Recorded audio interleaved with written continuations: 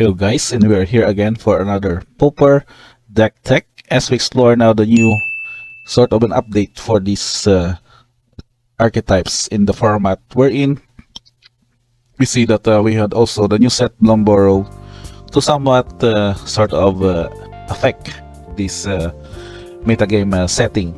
And today's deck feature, we call this one as the Dimir Faeries.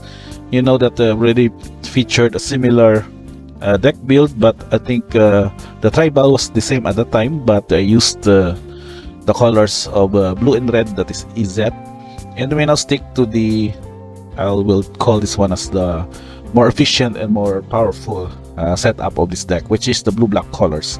So this list was got for the Royal 200.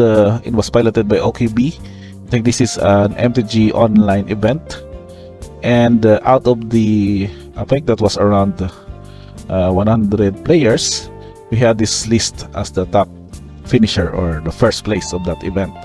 And so let's check on the list. We have 18 creatures, 15 instants, 18 lands, 9 sorceries, and of course the 15 card sideboard. Now if you know that we go with the Faeries deck, it's not really mean that we go sort of a aligned mostly the creatures. So you can see here it's almost a balance between the creatures and the instants. We know that these creatures would be really the efficient or more of the card value per se. At the same time, it is then protected by these powerful instants and sorceries. So combination of card draws, spot removals, and counter spells. Now we take a look at the lineup. We have 4 copies of Ogre Bolas. So this is not only a 1/3 creature, it's not a fairy, but it gets you to get the best instant or sorcery card from the top 3 cards of your library. At the same time, it's good with a good toughness that can block off early assault. A bunch of 1/1s or 2/1s can be blocked off by this creature. Now we go with the 4 copies of Faeries here. This is just a go for the 1/1 flyer, but it enters the battlefield, you will scry 2. It somewhat fix your top cards of your library and goes well with an evasive attacker early on. Now we also have a copy of the Murmuring Mystic. This goes with creating a bunch of army of this 1/1 Bluebird illusion creature tokens. As you cast an instant or sorcery spell for each of those triggers, you get these free tokens and gum up your board at the same time. Produce a good efficient flyer attacker with also a good body here for the 5 toughness would really be a problem to most of the aggro decks to dealt with. And more of the cardo effects and also a good attacker per instance because of the ninjutsu is your 3 copies of the Ninja of Deep Arts. So I think this one, even if it deals combat damage and through the ninjutsu effect of your evasive fairy, for example, you can get able to deal this damage and draw you a card in the process. And so much more that you can be the good target for the ninjutsu effect would be your copies of the spell starter sprite.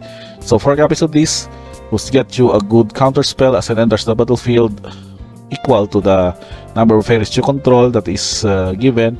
If you be able to curve out with the 1 to cast 1/1 and then spell starter on turn 2, you get to counter a spell with converted mana cost 2 or less. And with that setup, you get to do that 1/1 flyer also. At the same time, can be a good way to get an ninjutsu effect to get this back to your hand again and do another counter spell effect. So very much efficient, very good as early as turn 3 or turn 4. You can have some kind of a semi-lock to your opponent's spells at the same time. And of course, Torn of the Black Rose here would add to your setup to have a 1/3 death touch that can trade off with the bigger creatures of your opponent. And having also you become a monarch would also be relevant for you to gain that card advantage because of this monarch's ability. Now checking on the lineup of their instance, of course I mentioned earlier, counter spells will be the best way for you to help negate your opponent's best spells. For example, their creature threats or their spot removals to your creatures, and then it's powered with some sort of the spot removals of your own, of course with Stuff Out, which can be cast for free by paying for life, and also Suffocating Fumes, which can also act as a mini sweep to your opponent's tokens, for example with their -1/-1 effect. And of course, cast down would be also efficient in a specific spot removal, since metagame of the format, of the Pauper format, would be really going with just creatures, and there's no really an instance of having a legendary creature to be not able to be a good target for cast down. So with that kind of setup, it is then followed with card draw effects with the Brainstorm, that's 3 copies, and an added counter spell in the form of Spell Pierce that can also be cast for 1 cheap mana of blue, can counter non-creature spells unless its controller pays 2. In order for the support also for card draw effects, we have the sorceries of 3 copies of Preordain. So Skeleton, then draw a card. Lore in the build can also be used for island cycling, but later on can get you to draw 3 cards.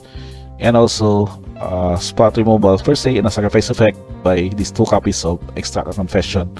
So evidence collected, which those can also be used to sacrifice their creature with the greatest power among the creatures they control. So with that setup in this main deck, we check on the setup of the lands of course with 18 lands. Contaminated Aquifer would also get you a good island, and fixed also with the island swamp setup, meaning that of course island cycling would also get you Contaminated Aquifer to add to your board.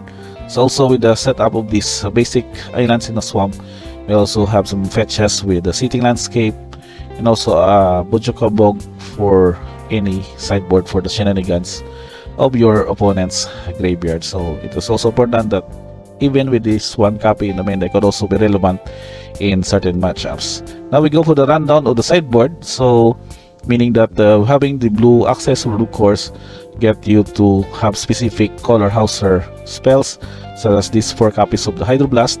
You can counter red spell if it's red, and you can counter permanent or destroy permanent if it's red. We have of course additional counter specific to artifacts, that is Steel Sabotage, counter target artifact spell or return artifact to its owner's hand, and then an additional copy of the spell that can also counter specific instant spells.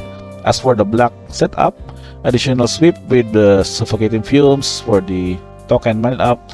We have also additional edict effects with Extract Confession, and then this Multi Booster would also get you an Ninjutsu effect, but this would work also with the lifelink because it can be relevant also to most aggro decks with burn spells that can get you life gain as you can outrace their board, for example.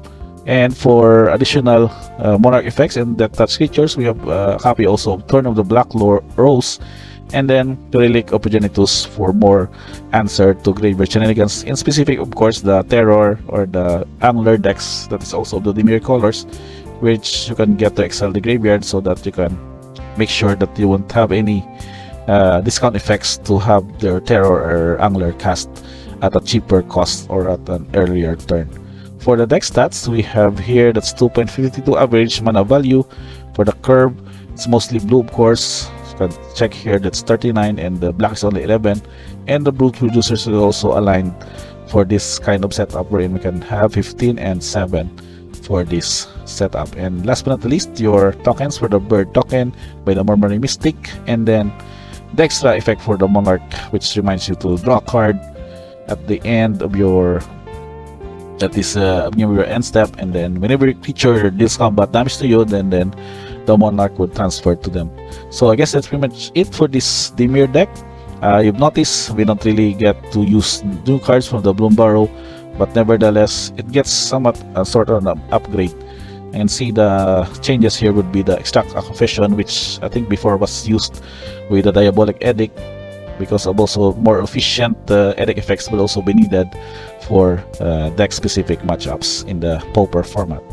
So again, that's pretty much it, guys. Dimir Faeries again by OKB from the Royal 200 tournament for Magic the Gathering. If you like this video, don't forget to like, subscribe, notifications on, and see you guys on the next upload.